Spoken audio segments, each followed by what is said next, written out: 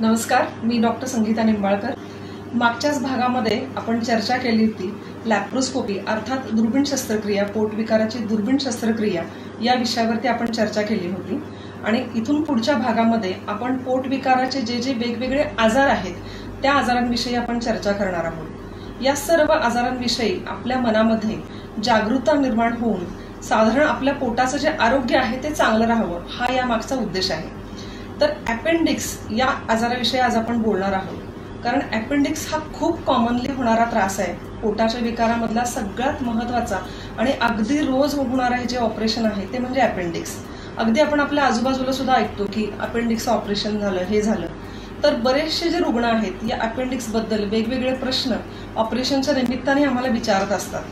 तर यामध्ये असे काही प्रश्न असतात की बाबा अपेंडिक्सचा त्रास आपण टाळू शकतो का, किंवा अपेंडिक्सचा त्रास आपल्याला सुरू झालेला आहे तर हे आपण कसं ओळखावं, किंवा अपेंडिक्सला ऑपरेशनच लागतं का की ते औषधाने बरं होऊ शकतं। तर असे वेगवेगळे प्रश्न जे आहेत ते आमचे पेशंट आम्हाला विचारत असतात। तर आज आपण याच विषयी थोडीशी माहिती जाणून घेणार आहोत। तर अपेंडिक्स हा जो अवयव आहे हा अवयव आपल्या आतड्याचाच एक भाग असतो। आपला जो अन्नमार्ग आहे, आतडा आहे, याचाच एक भाग आहे अपेंडिक्स। तर अपेंडिक्स हे साधारण 3 ते 5 सेंटीमीटरचा अवयव असतो। तो किड्यासारखा असतो आणि साधारणतः आपलं लहान आतडं आणि मोठं आतडं जिथं जोडलं जातं, उजव्या भागाला पोटाच्या उजव्या भागाच्या कोपऱ्यामध्ये जिथं लहान आतडं आणि मोठं आतडं एकमेकाला जोडलं जातं तिथेच हे अपेंडिक्स असतं। तर वेगवेगळ्या वयोगटातील लोकांना होणारा हा त्रास आहे। अगदी लहान मुलं म्हणजे 3-3.5 वर्षाची लहान मुलं ते अगदी 90 वर्षाच्या वयोवृद्ध लोकांपर्यंत हा त्रास होऊ शकतो। तर हे जे एक्स्ट्रीम एज आहेत याच्यामध्ये हा त्रास होत असतो। तसंच मिडल एज लोकांना सुद्धा असतो, स्त्री पुरुष सगळ्यांमध्ये हा त्रास होतो। तर अपेंडिक्सचा जो त्रास आहे हा नेमका होतो कशामुळे? तर अपेंडिक्स जे आहे हे आपल्या अन्नमार्गाचा म्हणजेच आतड्याचा एक भाग आहे। आणि जसे जसे अन्नकण आपल्या आतड्यामधून पुढे सरकत असतात तसे कधी जर ते अपेंडिक्सच्या आतमध्ये जर जाऊन बसले, अपेंडिक्सच्या पोकळीमध्ये जर जाऊन बसले तर ते अन्नकण तिथेच अडकून राहतात। कारण आतड्याला जसं अन्नमार्ग पुढे सरकायला जागा असते तसे अपेंडिक्समध्ये जर अन्नकण जाऊन बसले तर मात्र ते अन्नकण पुढे सरकू शकत नाहीत। आणि अशा वेळेला ते अपेंडिक्स मधलं आतली सूज वाढायला लागते, अपेंडिक्सचं प्रेशर वाढायला लागतं आणि हळूहळू पोटामध्ये वेदना सुरू होतात। जेव्हा अपेंडिक्स आतली जी ल्युमेन आहे किंवा आतली जी पोकळी आहे ती अन्नकणाने ब्लॉक होते तर अशा पेशंटना तीव्र अपेंडिक्सचा विकार सुरू होतो, ज्याला आपण अॅक्यूट अपेंडिसायटिस असं म्हणतो। म्हणजे या ज्या वेदना आहेत ह्या सुरू झाल्यानंतर पुढच्या 12 तासात ते 24 तासांमध्येच खूप जोरात पोटामध्ये दुखायला लागतं, पेशंटला उलट्या व्हायला लागतात किंवा ताप यायला लागतो किंवा भूक अचानक कमी होते। इतकं जोरात पोटात दुखायला लागतं की अगदी 12-24 तासापूर्वी एकदम आपण निवांत असतो आणि 12 तासामध्ये तीव्र वेदना अचानक वाढायला सुरू होतात। तर अशा प्रकारचं जे पोटामध्ये दुखतं हा बऱ्याचदा अपेंडिक्सचा त्रास असू शकतो। तर प्रत्येक वेळेलाच ही सगळी क्लासिक लक्षणं प्रत्येक पेशंटमध्येच असतील असं नाही, कारण अपेंडिक्सचे सुद्धा वेगवेगळे प्रकार पडतात। जसं की मी आता एक अॅक्यूट अपेंडिसायटिस बद्दल तुम्हाला बोलले, तसंच क्रॉनिक अपेंडिसायटिस किंवा रिकरंट अपेंडिसायटिस म्हणून सुद्धा एक प्रकार असतो। तर या प्रकारामध्ये काय असतं की वेदना येतात, गोळ्या औषधाने त्या कमी होतात, काही दिवस पेशंट अगदी निवांत असतात आणि काही दिवसांनी पुन्हा त्या वेदना रिकरंट होतात, पुन्हा तोच त्रास सुरू होतो। तर याला आपण रिकरंट अपेंडिसायटिस किंवा कधी कधी वेदना अगदी डल म्हणजे बारीक बारीक बारीक पोटामध्ये दुखत राहतं, थोडंसं आपलं जे दैनंदिनी आहे ती या दुखण्यामुळे डिस्टर्ब होते, आपल्याला असं जाणवतं की अरे आपल्याला पोटामध्ये थोडंसं दुखतंय, आपल्याला थोडंसं अनकम्फर्टेबल होतंय, पण काही काळाने आपण निवांत होऊन जातो। तर या प्रकारच्या त्रासाला क्रॉनिक अपेंडिसायटिस असं म्हणतात। तर अॅक्यूट, रिकरंट आणि क्रॉनिक असे वेगवेगळे हे अपेंडिक्सचे प्रकार आहेत। तर साधारण जी प्रत्येक रुग्णाची जी लक्षणं आहेत त्या लक्षणांच्या प्रमाणे कुठल्या प्रकारचा अपेंडिक्सचा त्रास आहे हे ठरतं। तर ही जी एक्स्ट्रीम एजेस आहेत म्हणजे अगदी लहान मुलं आणि अगदी वयोवृद्ध लोक, तर यांच्यामध्ये जी आता मी क्लासिक लक्षणं सांगितली म्हणजे पोटामध्ये तीव्र वेदना होणे, उलटी होणे, भूक न लागणे, ताप येणे, ही सगळी लक्षणं अगदी लहान बाळांमध्ये किंवा अगदी वयोवृद्ध लोकांमध्ये दिसतीलच असं नाही। त्यामुळे ही लक्षणं नाहीत म्हणजे अपेंडिक्सचा त्रास नाही असं आपण म्हणू शकत नाही। बऱ्याचदा नुसतं पोटात दुखत असतं अशा रुग्णांना सुद्धा अपेंडिक्सचा त्रास असू शकतो. कधी कधी नुसती उलटी होत असते, तर वेगवेगळ्या इन्व्हेस्टिगेशनच्या आधारे आपल्याला निदान लावता येऊ शकतं. तर अपेंडिक्सचं जे सुरुवातीचं जे दुखणं असतं ते साधारण बेंबीच्या बाजूने असतं, अगदी बारीक कळ येत असते. आणि जसं जसं अपेंडिक्सच्या आतली पोकळी ब्लॉक व्हायला लागते, जसं अपेंडिक्सच्या आतलं प्रेशर वाढायला लागतं, तसं ज्या या वेदना आहेत या बेंबीपासून पोटाच्या जो उजव्या बाजूचा खालचा जो कोपरा आहे तिकडे या वेदना शिफ्ट होतात. म्हणजे अॅक्यूट अपेंडिसायटिसमध्ये अगदी पोटाचा उजवा कोपरा पकडून आलेले रुग्ण हॉस्पिटलमध्ये आपल्याला आलेले पाहायला मिळतात. तर अपेंडिक्सचं निदान कसं लावलं जातं? बाबा ह्या पेशंटला अपेंडिक्सचाच त्रास आहे, हे कशा प्रकारे आपण निदान करतो? तर डॉक्टर आल्यानंतर जी काही पोटाची तपासणी करतात, तर रुग्णाला तपासणीनंतर लक्षात येतं की पोटाच्या उजव्या बाजूच्या कोपऱ्यामध्ये अगदी हात लावला तरी खूप जोरात आणि तीव्र वेदना त्या पेशंटला होत असतात. त्याच्यानंतर काही रक्ताची तपासणी आम्ही पाठवतो की ज्याच्यामध्ये पांढऱ्या पेशीचं प्रमाण, जर आपल्या शरीरामध्ये कुठलाही जंतुदोष वाढला तर पांढऱ्या पेशीचं प्रमाण वाढतं, हे आपल्या सगळ्यांना माहिती आहे. तसंच अपेंडिक्समध्ये हे पांढऱ्या पेशीचं प्रमाण जे आहे हे रक्ताच्या तपासणीमध्ये आपल्याला वाढलेलं दिसतं. सोनोग्राफी ही 90 ते 95% आपल्याला रिपोर्टमध्ये समजतंच की अपेंडिक्स आहे का अजून काही त्रास आहे. पण कधी कधी सोनोग्राफीला सुद्धा लिमिटेशन्स असतात की अपेंडिक्स दिसेल 100% असं नाही. कारण अपेंडिक्स कधी कधी आतड्याच्या मागे जर असेल, अपेंडिक्स हे वेगवेगळ्या पोझिशनला कधी कधी लोकेट झालेलं असतं, तर आतड्याच्या जर मागे जाऊन बसलं तर सोनोग्राफीला लिमिटेशन असतं की ते अपेंडिक्स दिसत नाही. तर अशा वेळेला सीटी स्कॅन किंवा इतर ज्या आहेत पोटाच्या तपासण्या त्या आपल्याला कराव्या लागतात आणि अशा प्रकारे आपण अपेंडिक्सचं निदान लावू शकतो. पण काही वेळेला मी जसं आपल्या मागच्या भागामध्ये सांगितलं होतं की पोटात दुखतंय, परंतु सोनोग्राफी, सीटी स्कॅन ह्या सगळ्या तपासण्या नॉर्मल आहेत तरीही पोटात दुखतंय. तर अशा वेळेला पेशंटची आम्ही लॅप्रोस्कोपी करतो. लॅप्रोस्कोपी म्हणजे दुर्बिणीतून पोटाची तपासणी. आणि पोटातील अवयव जे आहेत, आतडी आहेत, लहान आतडं आहे, मोठं आतडं आहे, अपेंडिक्स आहे, गर्भाशय आहे, पित्ताशय आहे, लिव्हर आहे, हे सगळे अवयव प्रत्यक्ष दुर्बिणीद्वारे डोळ्याला दिसणारे अवयव असतात जे आपल्याला टीव्हीवरती दिसतात. काही अडचण असेल, अवयवाला काही प्रॉब्लेम असेल तर ते लगेचच दिसतं आणि तेव्हाच आपण ऑपरेशन करून बाहेर येऊ शकतो. तर अपेंडिक्सचं निदान जर या सगळ्या तपासण्यांमध्ये जर का लागत नसेल, सोनोग्राफी, सीटी स्कॅन करून सुद्धा समजत नसेल, तर अशा रुग्णांनी स्वतःची डायग्नोस्टिक लॅप्रोस्कोपी करून घेणं, अपेंडिक्सचं निदान लावणं आणि त्याच वेळेला अपेंडिक्सचं ऑपरेशन करून घेणं हे उपयुक्त ठरतं.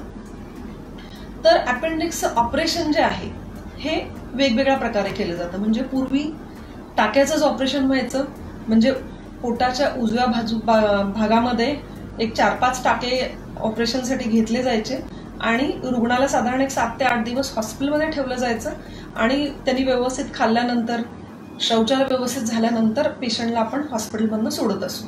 परंतु आत्ताची जी ॲडव्हान्स टेक्नॉलॉजी जी आहे ती दुर्बीण शस्त्रक्रियेची आहे. तर नॉर्मल जो काही अपेंडिक्सचा त्रास असतो की ज्याला आपण फुटलेलं अपेंडिक्स म्हणत नाही किंवा अपेंडिक्स पोटामध्ये फुटलेलं नाही किंवा अपेंडिक्सचं कुठलं कॉम्प्लिकेशन झालेलं नाहीये, कॉम्प्लिकेशनबद्दल सुद्धा आपण बोलणार आहोत. पण जो सौम्य प्रमाणामध्ये जो अपेंडिक्सचा त्रास आहे अशा रुग्णांना आपण दुर्बिणीच्या ऑपरेशन नंतर 24 ते 48 तासामध्ये आपण डिस्चार्ज करू शकतो. म्हणजे पूर्वी जसं रुग्णाला एक 7 ते 8 दिवस हॉस्पिटलमध्ये राहायला लागायचं किंवा टाक्यांशी रिलेटेड जे काही कॉम्प्लिकेशन्स असायचे की बाबा टाक्यांमध्ये पाणी झालं, टाक्यांना वेदना झाल्या, टाके निष्ठून हर्निया झाला किंवा टाक्यांमध्ये पू झाला, ही जी काही कुठली कॉम्प्लिकेशन्स आहेत ही दुर्बीण शस्त्रक्रियेमध्ये टाळली जातात. तसंच एकाच टाक्याचं ऑपरेशन असल्यामुळं पोटाचं सौंदर्य सुद्धा जपलं जातं. परंतु हे जे सगळे दुर्बीण शस्त्रक्रियेचे फायदे जे आहेत हे जर आपण अपेंडिक्सच्या त्रासाच्या सुरुवातीच्या टप्प्यामध्ये जर आपण आपल्या डॉक्टरना भेटलो आणि वेळीच उपचार जर करून घेऊ शकलो तर नक्कीच आपल्याला दुर्बीण शस्त्रक्रियेचे सगळे फायदे उपयुक्त ठरू शकतात. परंतु काही रुग्ण असे असतात की ज्यांच्यामध्ये हा जो अपेंडिक्सचा त्रास आहे, जो अॅक्यूट अपेंडिसायटिस आहे, हा जर पहिल्या 24 तासामध्ये जर आपण आपल्या डॉक्टरना दाखवलं नाही आणि अपेंडिक्सचं आतलं जे काही प्रेशर आहे ते अन्नकण अडकल्यामुळे जर वाढायला लागलं तर त्याच्यामध्ये पू होतो अपेंडिक्समध्ये आणि मग एक वेळ अशी येते की अपेंडिक्सची जी वॉल आहे ती पोटामध्ये फुटते आणि पू पूर्ण पोटामध्ये पसरतो, ज्याला आपण परफोरेटेड अपेंडिक्स किंवा फुटलेलं अपेंडिक्स असं म्हणतो. आणि असे पेशंट मात्र अगदी अनस्टेबल होऊ शकतात. म्हणजे एक साधा जो काही त्रास आहे, साधा तसा आपण कुठलाच त्रास कधी समजू नये, कुठलाही त्रास कुणाला कसाही जीवघेणा ठरू शकतो, परंतु परफोरेटेड अपेंडिक्स हा जो त्रास आहे हा मात्र कधी कधी नक्कीच जीवघेणा ठरू शकतो. त्यामुळे जर अॅक्यूट अपेंडिसायटिसचा त्रास होत असेल, तीव्र वेदना होत असतील, तर अगदी आपलं अपेंडिक्स आपल्या पोटामध्ये फुटेपर्यंत वाट बघू नये. कारण जेवढा त्रास जास्त तेवढा तुम्हाला ऑपरेशनमधून रिकव्हर होण्यासाठी लागणारा वेळ सुद्धा खूप जास्ती असतो. आणि प्रत्येक वेळेला फुटलेल्या अपेंडिक्समध्येच दुर्बिणीचं ऑपरेशन आपण करूच शकतो असं आपल्याला सांगता येत नाही. पेशंट जर स्टेबल असेल, म्हणजे बाबा नाडीचे ठोके व्यवस्थित आहेत, त्याचं ब्लड प्रेशर स्टेबल आहे, श्वसनाची सिस्टीम जर स्टेबल आहे, तर अशा पेशंटमध्ये आपण लॅप्रोस्कोपी करू शकतो. नाही, असं जर का ब्लड प्रेशर कमी आहे, नाडीचे ठोके जास्त आहेत, अशा पेशंटना मात्र ओपन सर्जरी करावी लागते. आणि मग ओपन सर्जरी म्हणजे टाक्याच्या ऑपरेशन रिलेटेड जे सगळे कॉम्प्लिकेशन्स आहेत, जसे की टाक्यांना पू होणे किंवा आतडे एकमेकांना ऑपरेशन नंतर चिकटणे, असे बरेचसे कॉम्प्लिकेशन्स हे या ऑपरेशन नंतर आपल्याला पाहायला मिळतात. तर अशा कुठल्याही अपेंडिक्स रिलेटेड समस्यापर्यंत पोचून आपण ट्रीटमेंट घेण्यापेक्षा आपण वेळीच आपल्या डॉक्टरांचे उपचार करून घेणं हे अतिशय उपयुक्त ठरतं. पण परफोरेटेड अपेंडिक्समध्ये सुद्धा आजकाल लॅप्रोस्कोपिक सर्जरी ही खूप चांगली होऊ शकते. अगदी पूर्ण पोटभर जरी पूर्ण सगळीकडे पस पसरलेला असला तरी सुद्धा लॅप्रोस्कोपिक सर्जरीद्वारे तो पोटामध्ये पसरलेला जो सगळा पू आहे तो आपण नॉर्मल सलाईनद्वारे स्वच्छ धुवून काढू शकतो. तसंच तो राहिलेला जो पोटामध्ये जी घाण पसरलेली असते ती घाण बाहेर येण्यासाठी आपण नळ्या ठेवू शकतो. आणि परफोरेटेड अपेंडिक्सचे पेशंट सुद्धा आपण दुर्बीण शस्त्रक्रियेद्वारे चांगले करू शकतो. तर अपेंडिक्ससाठी शस्त्रक्रिया हा एकच उपचार आहे का? तर असं नाहीये. अपेंडिक्ससाठी जर का माइल्ड प्रमाणामध्ये अपेंडिक्स असेल आणि त्रास जर का नियंत्रित आणण्यासारखा असेल तर आपण औषधाद्वारे सुद्धा अपेंडिक्सचा त्रास कमी करू शकतो. परंतु हा त्रास पुढच्या आयुष्यामध्ये उद्भवू शकतो.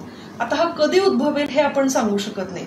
कदाचित 2 दिवस, 2 वर्ष, काही महिने, काही वर्ष हे आपल्याला विदाऊट कुठलाही त्रास न होता काढता येऊ शकतात. तर अपेंडिक्सचा त्रास हा होण्याचं मुख्य कारण हे बद्धकोष्ठता असतं, की ज्या लोकांना शौचाला साफ होत नाही आणि ज्यांचा आपण असं म्हणतो की आपण बोलीभाषेमध्ये म्हणतो की कोटा जड आहे किंवा शौचाला रोजच्या रोज साफ होत नाही किंवा शौचाला दिवसातून 2-3दा गेल्याशिवाय पोट साफच होत नाही, तर अशा लोकांमध्ये अपेंडिक्सचा त्रास होण्याची शक्यता जास्त असते. कारण अन्नमार्गाचे जे कण आहेत ते त्या अपेंडिक्समध्ये जाऊन बसतात आणि ते पुढे सरकू शकत नाहीत. त्यामुळे ते अपेंडिक्सची जी ल्युमेन आहे, आतली जी पोकळी आहे ती ब्लॉक करतात आणि अशा पेशंटना अपेंडिक्सचा त्रास हा लवकर सुरू होतो. तर बद्धकोष्ठता टाळणे, हिरव्या पालेभाज्यांचा तुमच्या आहारामध्ये वापर असणं जास्त गरजेचं आहे. दिवसाला कमीत कमी 2.5 लिटर पाणी, 7 ते 8 ग्लास पाणी आपण पिणं गरजेचं आहे. तसंच आपल्या आहारामध्ये सॅलडचा वापर सुद्धा करणं खूप गरजेचं आहे. गाजर, काकडी, बीट, टोमॅटो याचा वापर डेली आपल्या आहारामध्ये असणं अतिशय गरजेचं आहे. स्पेशली आपल्या कोल्हापूरमध्ये मांसाहार हा खूप जास्त प्रमाणामध्ये केला जातो. तर मांसाहार जेव्हा आपण करतो तर त्याच्याबरोबर आपण सॅलड खाणं किंवा अगदी मी माझ्या पेशंटना सांगते की मांसाहार करणार असला तर मांसाहाराबरोबर तुम्ही हिरवी पालेभाजी घ्यायची सुद्धा सवय लावा. तर अशा पेशंटना हे जे पोटविकार आहेत जे बद्धकोष्ठतेमुळे होतात हे टाळता येऊ शकतात. अपेंडिक्स सारखेच काही लक्षणं दाखवणारे सुद्धा काही अवयव पोटामध्ये आहेत ज्याचं लक्षणं आणि अपेंडिक्सच्या आजाराची लक्षणं ही एकमेकांसारखी असू शकतात. जसं की समजा एखादा मुतखडा अडकला असेल तर मुतखड्याच्या वेदना सुद्धा तितक्याच तीव्र असतात. किंवा स्त्रियांमध्ये गर्भाशयाचे विकार असतात, गर्भनलिकांचे काही विकार असतात.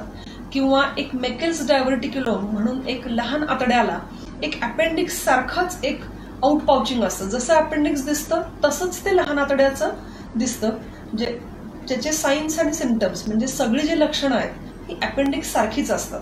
म्हणजे ह्या सगळ्या पॅथॉलॉजीजना आम्ही अपेंडिसायटिस मिमिकिंग पॅथॉलॉजी असं म्हणतो. म्हणजे सगळी लक्षणं सारखीच पण त्रास अपेंडिक्सचा नसतो. तर ही जी सगळी लक्षणं आणि त्रास आहेत याचे योग्य निदान हे आपण तपासण्यांद्वारे लावू शकतो आणि आपण आपल्या स्वतःला अपेंडिक्सच्या कॉम्प्लिकेशन्स पासून निश्चितच वाचवू शकतो. तर याद्वारे मी आपल्या समोर अपेंडिक्स या आजाराबद्दल थोडक्यात माहिती देण्याचा प्रयत्न केलेला आहे की अपेंडिक्स आपण कशा प्रकारे टाळू शकतो. त्रास झाला तर आपण लवकरात लवकर आपण आपल्या पोटविकार तज्ञांचा सल्ला घ्या.